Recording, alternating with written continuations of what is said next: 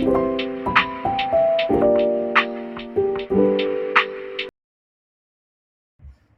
الخير. في نظرية مهم بس تعرفوها فعلا، هي اسمها الدبل امباثي، وحطها شخص اسمه داميان ميلتون.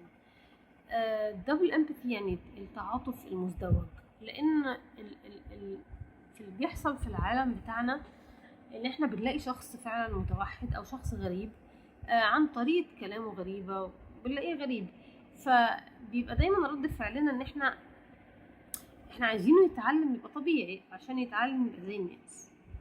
تمام. نظرية دانيال ميلتون نظرية بتقول طيب المتوحدين واضح ان هم مش قليلين زي ما احنا تخيلنا. يعني عايزه اقول السبب في ان المتوحدين ما تشخصوش ما يمنعش ان مفيش متوحدين، الستات ما بتتشخصش. وطبعا احنا لسه برضو ملتزمين بمعايير تشخيص من ايام كانر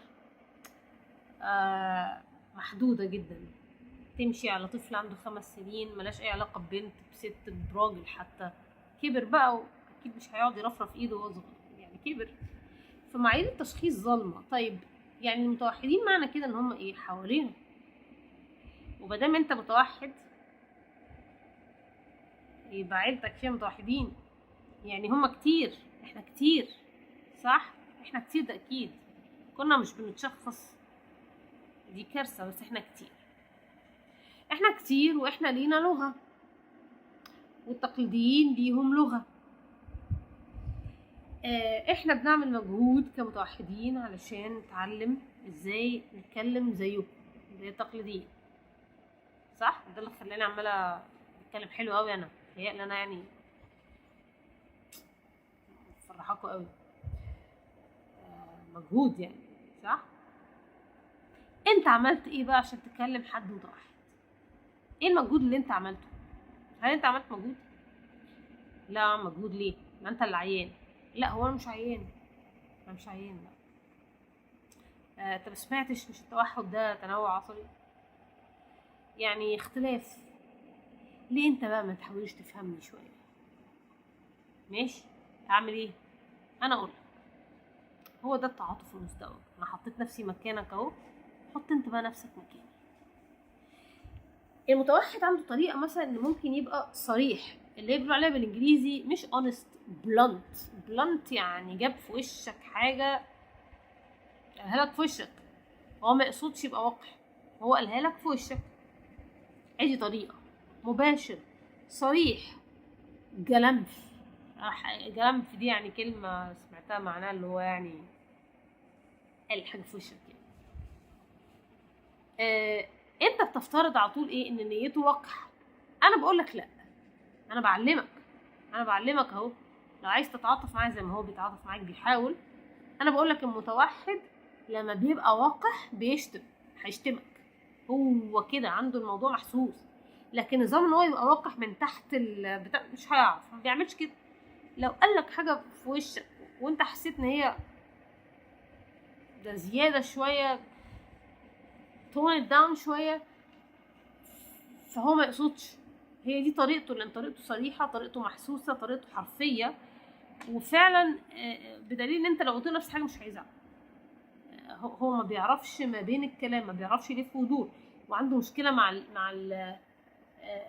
عنده مشكله مع العلاقات العاطفيه بسبب موضوع اللف والدوران. اللف والدوران ده شيء بيمتع التقليديين جدا، يخليهم يحسوا يعني حاجات كويسه. هو بيتعب المتوحدين، بيتعبهم جدا، لان هم مش فاهمين خالص، مش فاهمين يعني. التقليديين يقعدوا يقولوا هو رد، ده ما بيردش، ده بيتقل، هو لو قعد يومين وما ردش يبقى بس رد بعديها. طب افهم من كده ايه؟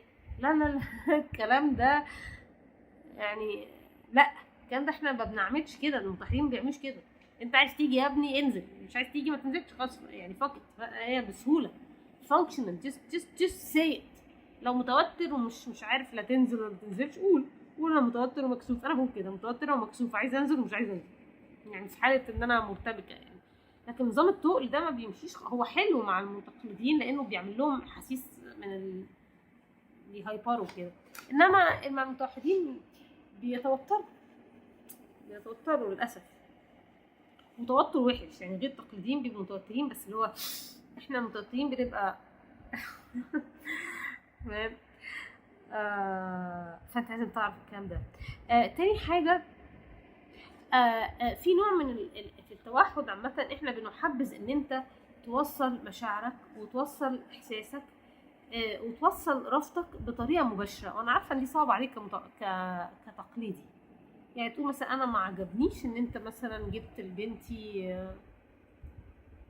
معرفش شبكه رخيصه مثلا، او انا ما عجبنيش ان انت يعني اتكلمت على الحاجات اللي بينا وانا ما اذنتلكش.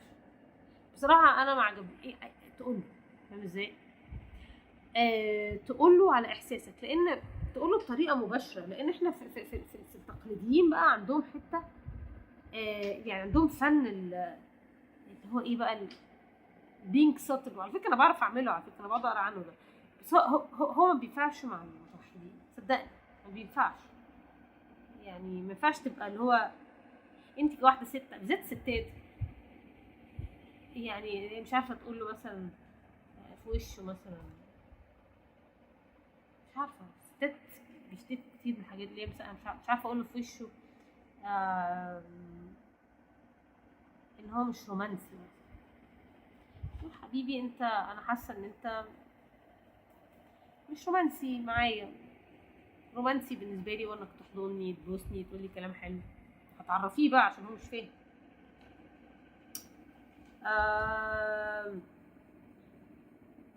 ساعات المتوحد هو بيتكلم ومش ساعات، ودي اكتر فكره كويسه لما تيجي تقعد تتكلم متوحد، حتى لو بتسمعني هنا. يعني انت مثلا عايز تتكلمي مع ابنك المتوحد الموضوع ملح، ما تقعدوش قدامك وتتكلمي، ما تعمليش كده. العبوا انتوا الاثنين جيم واتكلموا وانتوا بتلعبوا، فاهمه ازاي؟ يعني يبقى في اكتيفيتي ثالثه بتتعمل وانتوا الاثنين مش باصين لبعض. ليه؟ لان ده اولا بيتيح له فرصه ان هو يفكر وهيرد يقول ايه، لان معالجه الكلام عندنا مش زي التقليديين. انا شخصيا بحب جدا كلامي يطلع دقيق وصح، وبزعل قوي لما بطلع كلام غلط، وبحبه يوصف بالظبط اللي انا عايزه اقوله، فبحب اخد وقتي، بالذات بقى لو في مشكله جايه ان انا مستحلفه بقى او نقاش او كده او عايزه افكر، بيبقى في ضغط اقل. لو مثلا انا ومحمد قاعدين بنلعب مثلا سوبر ماريو وبنتكلم، لان شويه مضطره اركز هنا وشويه انا مركزه برضو مع محمد، فاهمه ازاي؟ فدي طريقه مناقشه المتوحدين.